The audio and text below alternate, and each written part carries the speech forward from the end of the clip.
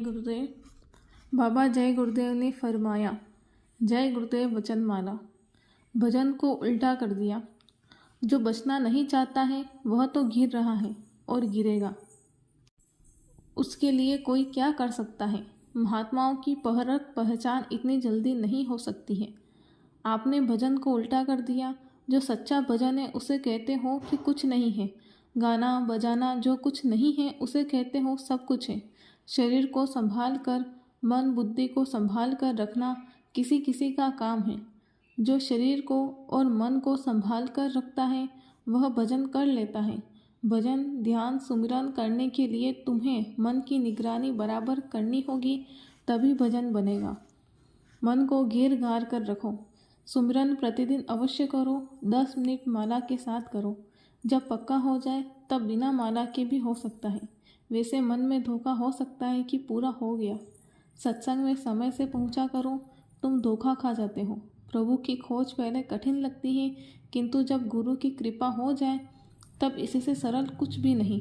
मन को घेर घार कर रखो तो होने लगेगा। सूरत शब्द की बूंद है। यहाँ जीव बंधन में बंध गया, मन विषयों का आदि हो गया। पहले स्थान पर सहस दल कमल में ईश्वर बैठा है। वह ज्योति स्वरूप है। वहाँ घंटा बजता है, इसलिए मंदिर गिरजाघर में बजता है। अब हर जगह बजने लगा। मंदिर मस्जिद ऊपर की नकल है, सच्चा रूप नहीं। सभी लोग उसके स्वरूप को अनुमान से कहते हैं, झलक देखकर। केवल संत ही उसको पूरा देखते हैं। ऊपर में ब्रह्मांड है, वहाँ की आवाज़ में कशिश है। सूरज शब्द की बूंद है। जब निखालिस शब्द मिलेगा तब खींच जाएगी। रास्ते में मानसरोवर है जो बहुत बड़ा है। वहाँ जीवात्मा ने स्नान किया, तब जीवात्मा का प्रकाश अधिक हो जाता है।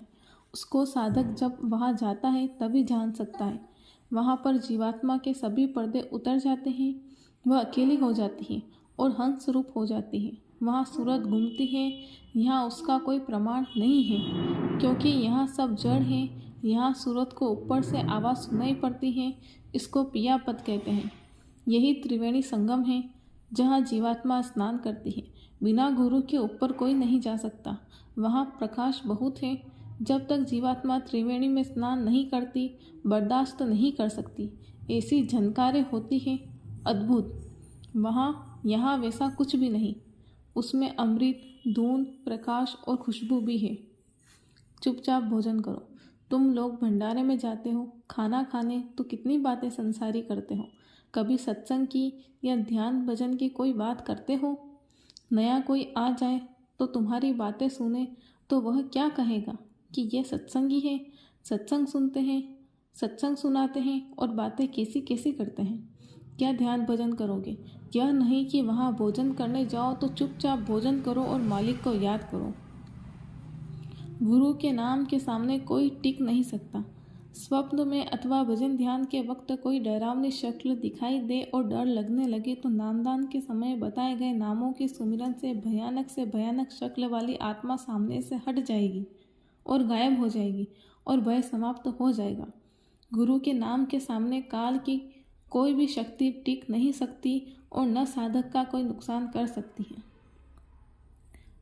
टाट त्याग तपस्या का बाना है, परिवर्तन की निशानी है। टाट पहनकर जो उतार दे उस पर कभी भरोसा मत करना। वह कभी भी बहुत बड़ा धोखा दे सकता है। जय गुरुदेव।